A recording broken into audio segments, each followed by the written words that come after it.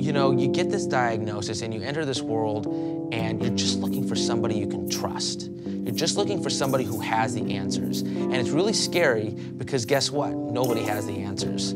I certainly saw characteristics in him at the beginning that were consistent with the diagnosis of autism. And to be quite honest, they were more significant in Graham than in most other kids I had assessed. I've seen hundreds of children with autism, and I looked at this 16-month-old little boy, and I didn't see autism. What's happening now is children are being diagnosed with a label to get them services, and the professionals are having to basically almost misdiagnose to get children proper services.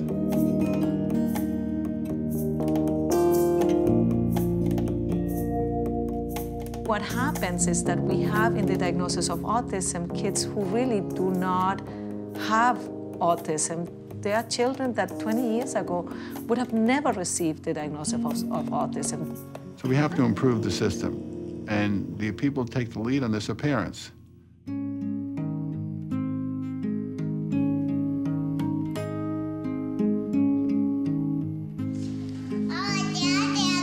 I'm coming.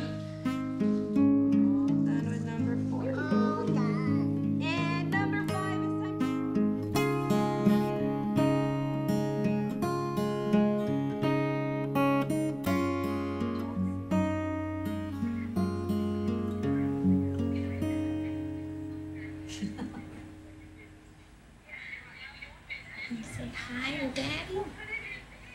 Say hi to the camera. November 7th at noon, we just got home with our first baby boy, Graham. Here he is, sleeping away like a little angel.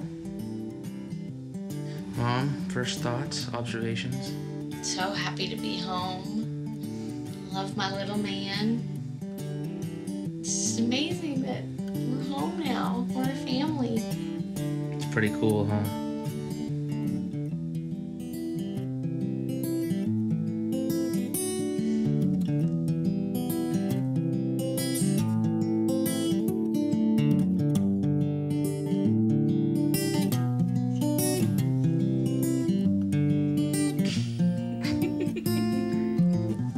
You and Daddy in the camera. You and Daddy.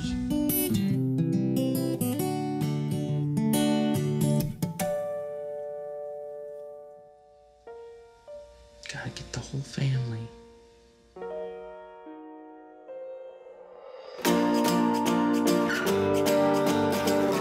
He looked absolutely angelic. I was actually with him in the neonatal care unit when they did all the tests and checked for everything, and the woman said, "This is perfect, he's perfect." She washed him. I mean, it was perfect.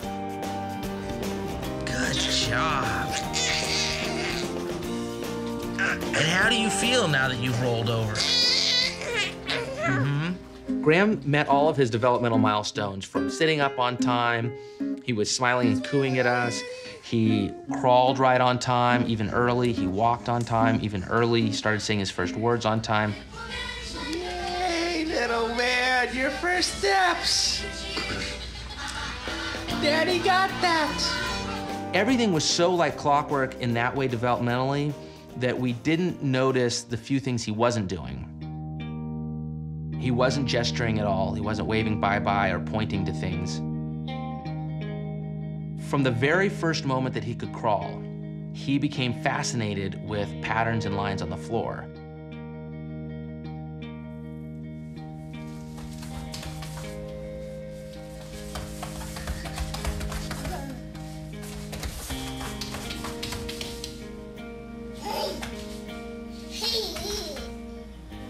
If you tried to pull him off the line, he would flip out on you.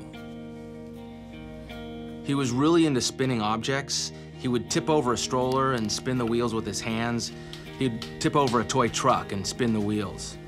And he sort of became obsessed with these two activities.